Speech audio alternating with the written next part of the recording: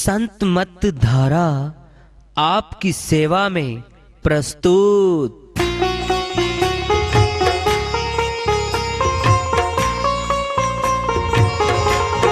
जो चाहता है प्रभु प्यारा वो आओ संत मत धारा। भक्ति भेद बता कर सारा वो कर दे भव के पारा। जो चाहता है प्रभु प्यारा वो आओ संत मत धारा।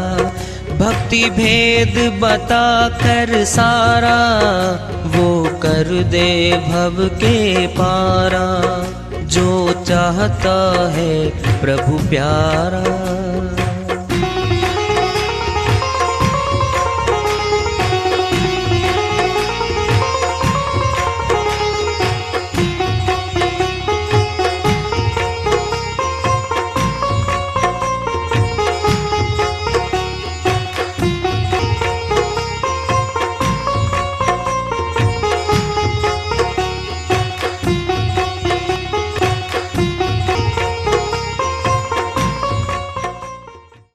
परम पूज्य सदैव स्मरणीय सदगुरु साहिब की जय हो।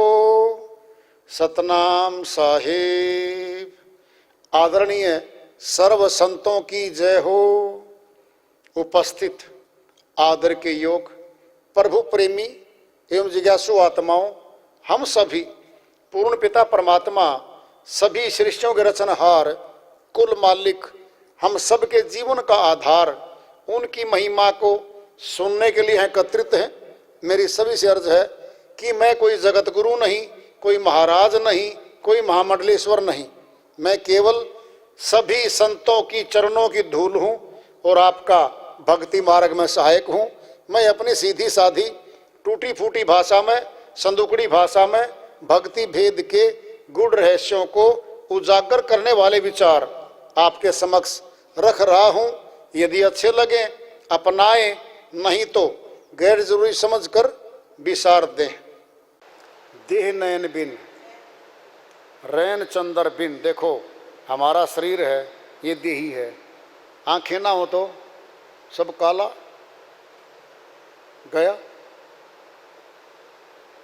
हमारे नाम का तो संसार सारा ही काला है। क्या देखेंगे हम? रैन चंद्र बिन रात्रि शा काली है। पूर्णवासी का चंद्रमा खिलता है। क्या शोभंती है गजब की। धरती मेघ बिना। जमीन तो बड़ी उपजाऊ है, बड़ी अच्छी है, बड़े पौधे हैं, हरे हरे खड़े हैं। और वर्षा ऋतु ना होए ना कई साल, सब सूख जाए, सब सूख जाता है। हरियाणा में बहुत प्रदेशों में काल पड़ते हैं। काल है क्या? नामी काल है। काल का अर्थ क्या है?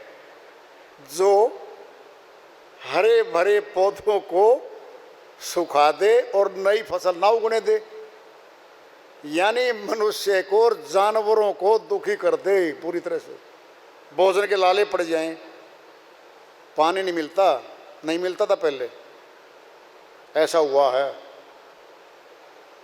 मनुष्य ने एक समय की बातें हैं, हमारे बुजुर्ग बताते थे, दूब घास खेतों में नहीं थी, पौधे सूख गए, हरियाली दूर तक नहीं होती थी, फिर अन्न कहाँ से आएगा?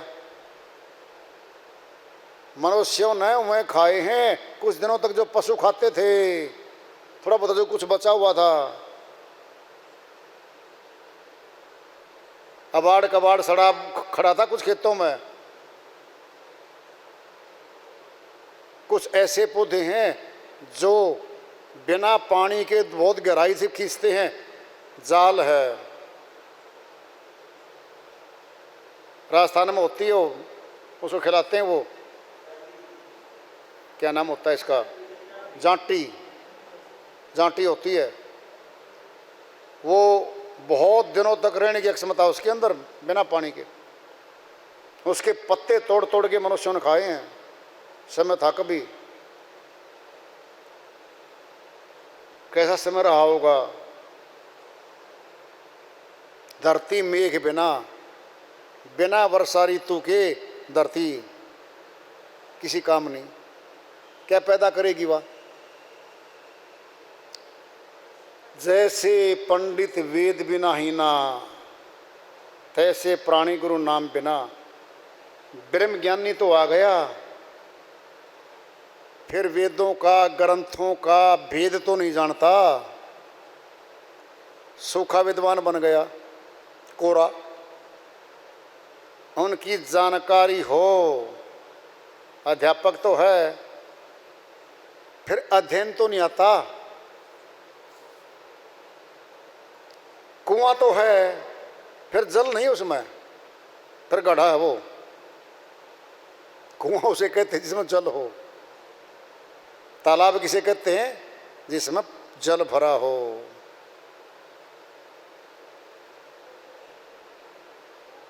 कूप नीर बिन, ये आ ही गया।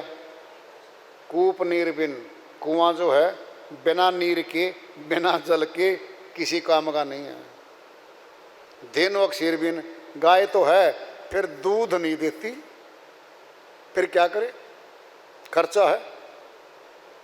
ना तो बैलवा खेत में जोत ले, किसान काम आ जाए, दूध देती नहीं है, क्या फिर वो खर्चा ही तो है। मंदिर दीप बिना, बिल्डिंग तो बहुत अच्छी है, करोड़ों रुपए की बिल्डिंग बना दी, धार्मिक स्थान तो बना दिया, लेकिन दीपक नहीं जल रहा उसके जहाँ स्थान है देव का। बिना दीपक के अंधकार छाया हुआ है वहाँ पे। जैसे तरवर फल बिना हीना, पौधा तो है आम का, पौधा तो है जामुन का, अमरूद का, फिर फल नहीं दे रहा। जब फल नहीं दे रहा फिर क्या काम आएगा वो। कह रहे हैं तैसे प्राणी प्रभु नाम गुरु नाम बिना। नानक जी महाराज कह रहे हैं तुलना कर करके, ऐसे ही जो मनुष्य तन तो ले आया, गुरु धारण नहीं किया, बेदी रह गया वो। काम क्रोध मद लोभ विसारो, मोह छोड़ो अब संत जना। पांचों विकारों को काबू में करो, इनसे पीछा छुड़वाओ। कहे नानक सुनो भगवंता, या जग में कोई नहीं अपना। आखिरी फैसला दे दिया है भाई, भगवान के अलावा, परमात्मा के अलावा हमारा इस संसार में, पूरी सृष्टि में कोई नहीं है। अगर ऐसा होता, परदादा परदादी यहीं रहते, दादा दादी यहीं होते, माँ बाप जाने लग रहे, सारे जा चुके, नाम है उनके, जमीन है तो रिकॉर्ड में है, कुर्सीनामा कलेक्टर के साहिब के दफ्तर में रिकॉर्ड है। कब तक रिकॉर्ड? रिकॉर्ड भी मनुष्य रखता जब तक ये रख पा सकता है। भूचाल हैं, तूफान हैं, बाढ़ हैं, अग्नि है, जल जाता रिकॉर्ड सारा का सारा, कुछ नहीं बचता। ढूंढते फिरते हैं बर्बाद में। भक्ति करने के लिए हम आए हैं, भक्ति होगी भगवान की, और भगवान बाहरी आँखों से कहीं किसी को नहीं दिखता। भगवान का स्थूल जगत में कोई महल, कोई बिल्डिंग नहीं है परमात्मा की जहाँ वो रहता हो। इसीलिए ये सेक्टर खाली है, इसीलिए इसमें ऐसे लोग आ गए कि कोई प्रमाण पत्र कौन देखे भाई, ये आत्मज्ञानी है, ये परमात्म ज्ञानी है, नहीं है, कौन देखेगा उसका। सरकार की तरफ से तो कोई कोर्स नहीं, कोई विश्वविद्यालय नहीं है, कोई जांच पड़ताल नहीं है, कोई सर्टिफाइड नहीं है, कुछ भी। ये सेक्टर खाली था। क्या हुआ? शुरू में तो संत आए, ब्रह्मज्ञानी आए, फिर देखा देखी और भी आ गए। क्यों?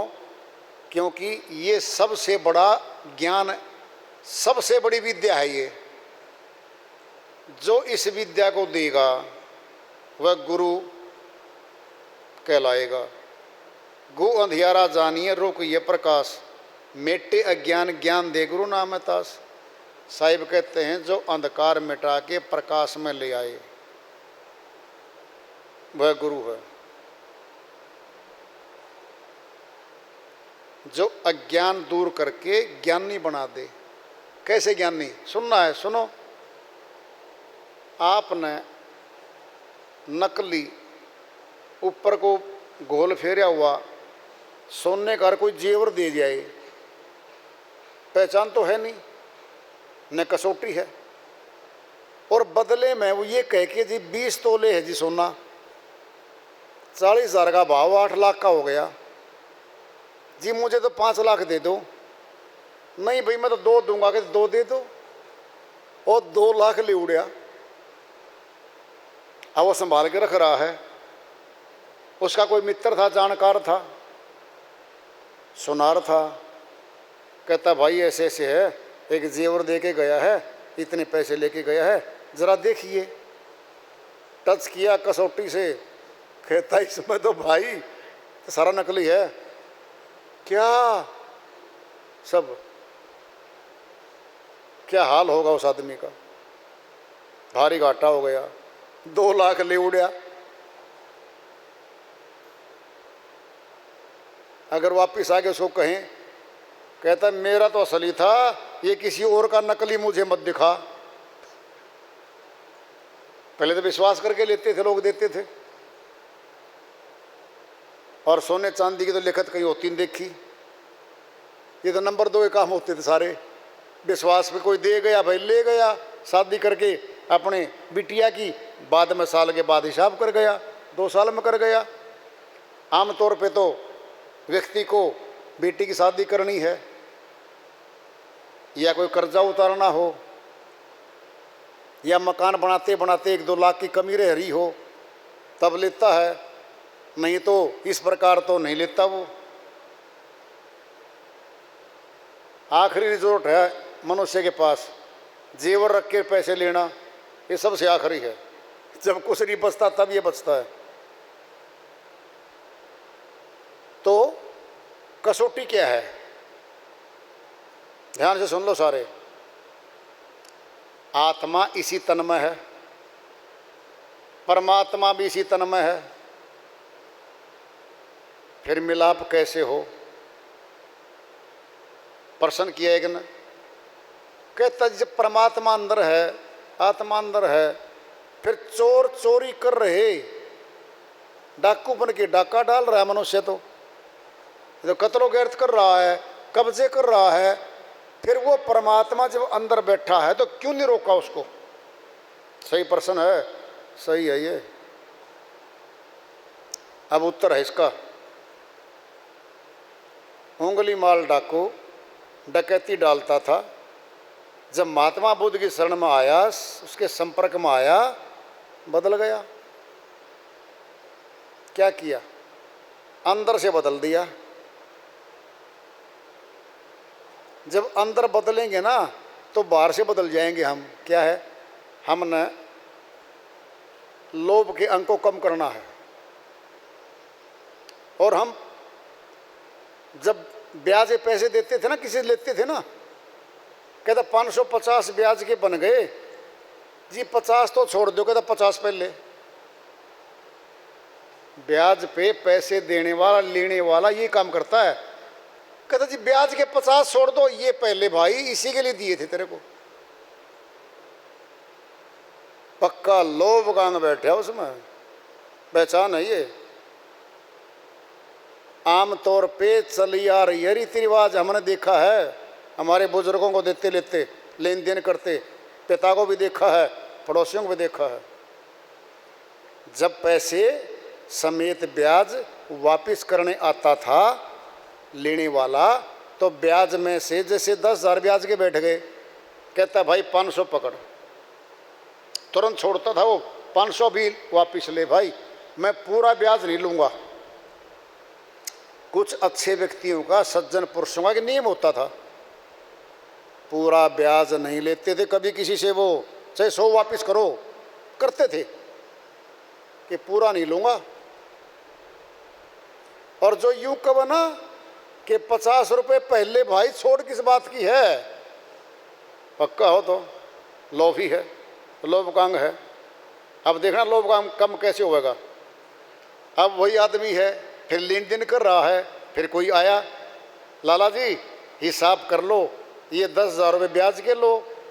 कहता भाई 2,000 रुपये वापस ले ले, ये मैंने छोड़ दिए। कहता सेठ जी आप हर 2,000 छोड़ रहे हो, आप वही हो बदल गए। कहता बदल गया भाई, वो तो बदल गया। अब ये बदलेगा वो जो 10 दिन का ब्याज भी लिया करता। सुनना जरा, 1 महीने के कह के कोई मिलने वाला दोस्त उसका पैसे ले गया, महीने बाद वापस आके दे रहा है। कहता भाई 5 लाख का हिसाब है, 2 रुपये सैकड़ा में कितना बन गया?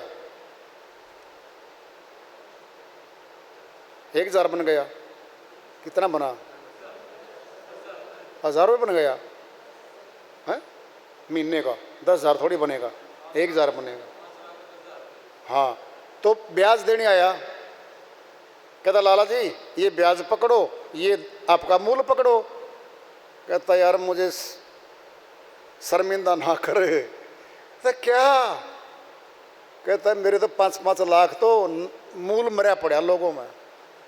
तो भला आदमी है, तू पैसे वापस करने आ गया, मैं लेता तेरे से ब्याज।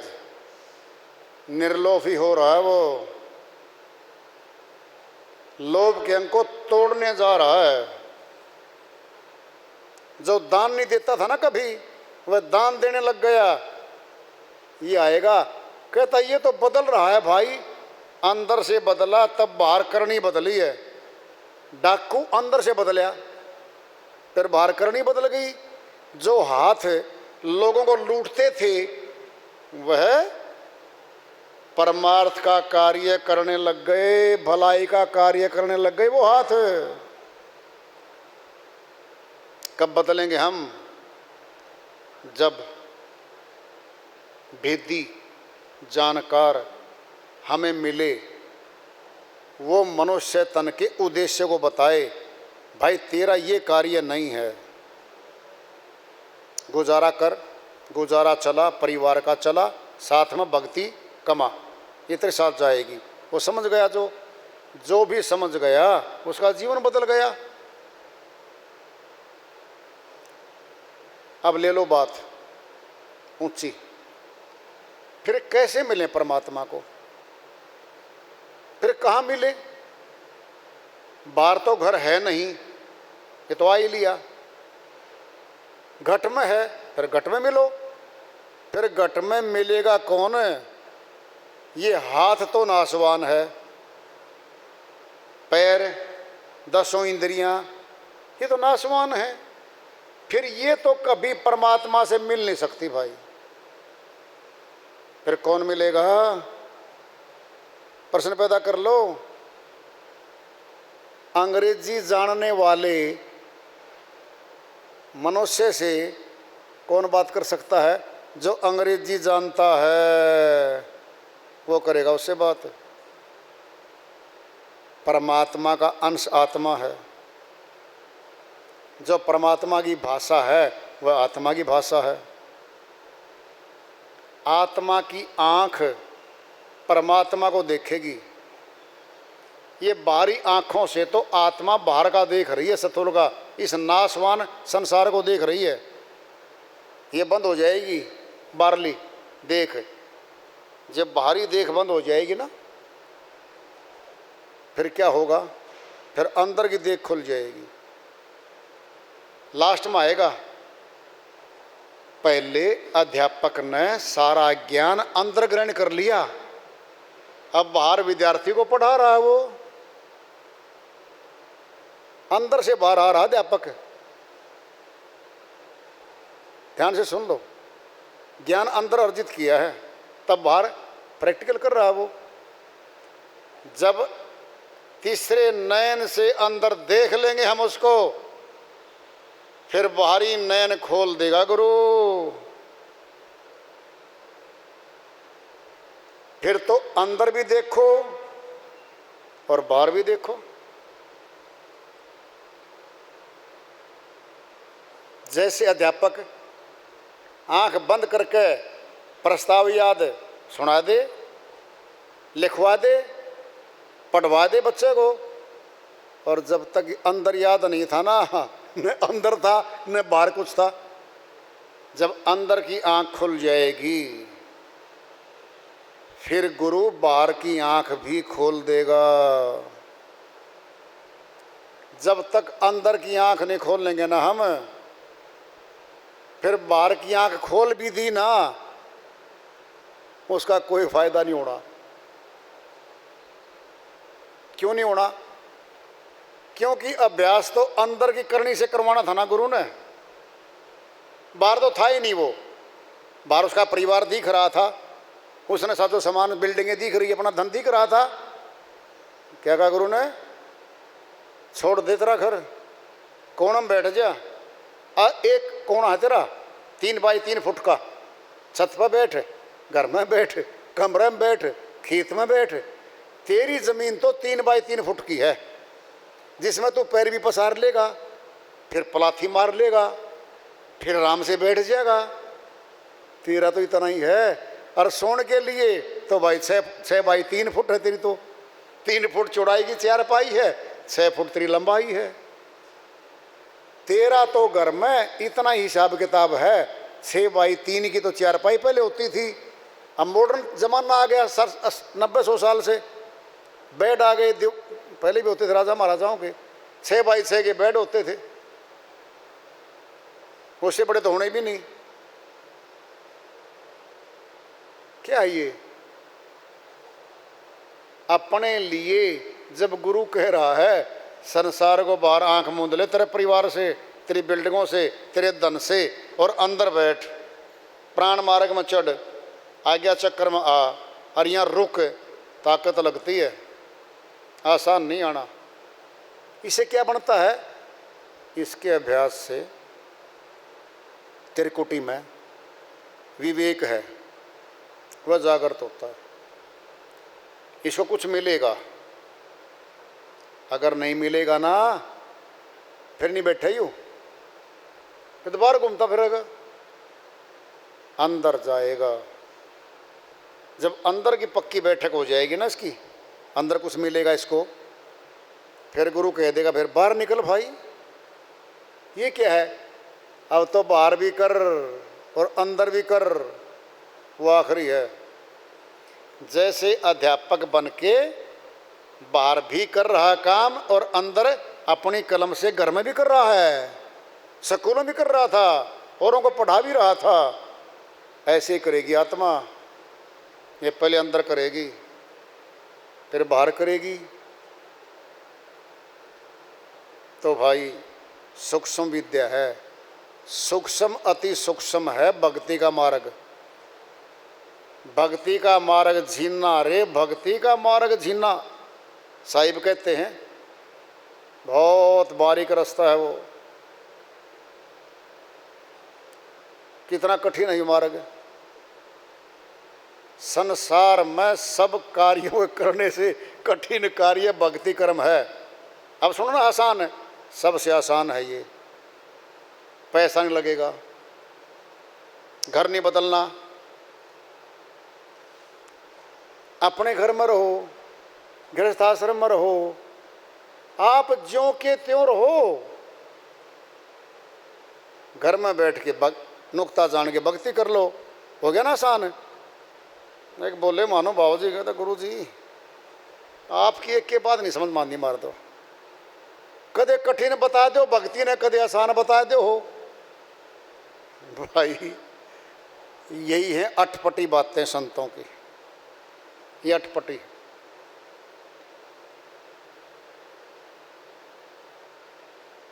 ये अटपटी बातें समझ में आएंगी साथ में रहने से, सत्संग में आने से, अभ्यास करने से, सेवा में आने से। और सुनो मेरी बात, जो तुमको अब तक नहीं समझ में आ रही है कहते तो कई साल हो गए मुझे बोलते हो, तो एक ही बात समझाने के लिए कि भाई जो सत्संग में जितना टाइम तुम यहाँ लगाते हो, ये बिना किए भक्ति के अंग में जमा हो गया समय। संत मिलन को चालिए तजमाया अभिमान, जो जो पग आगे धरे कोटि के समान, करोड़ों यज्ञों के समान है। एक एक कदम जब जाते हम सत्संग गुरु के पास, बोलो कितना बड़ा महत्व होगा इसका। सत्संग में आने से जितना समय लगाया बिना किए भक्ति में जमा हो गया। दूसरा, दरबार की सेवा, जितना घंटे जो दरबार की सेवा करता है, आश्रम की निर्माण कार्य है, लिखाई का कार्य है, यानी गुरु के प्रचार का और निर्माण का जो सेवा है, जितने घंटे लगाएंगे वो बिना किए भक्ति में जमा होगा। वो सारा कर लो, जो सा आसान लगे वो कर लो।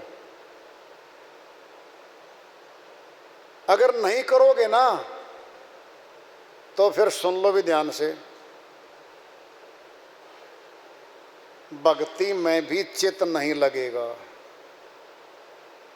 भक्ति से भी उबता आएगी, हमें उब जाएंगे। बताओ क्यों? गर्मी का मौसम है, पसीना पूरा आ रहा है, और हम बैठ जाएं साधना करने, मैल है ना हमारे शरीर के चिपका हुआ, खुजली पैदा करता है वो, कभी इधर कभी उधर, कभी कमर में कभी तमर में कभी ट्रमर में मरे रहे। अगर जाके तालाब में जाके टूटी के नीचे नहा के ठंडा शरीर करके और फिर आराम से बैठेंगे, 1 घंटा तो शांत रहता है शरीर। क्या थी वो जो उछल कूद हो रही थी ना मन की, सेवा करके आ 4 घंटे गुरु दरबार में आएगा, काम करके आया हूँ, हाँ खाली नहीं आया मैं आज, फिर बैठेगा साधना में, तुरंत चित्त लगेगा। करके देख लो, थारे पास समय है, 3 घंटे 4 घंटे करो गुरु की सेवा। कहता जी गुरु की सेवा क्या है? गुरु की सेवा का अर्थ क्या है कि गुरु दरबार में जितने कार्य होते हैं वो सारे सेवा के होते हैं।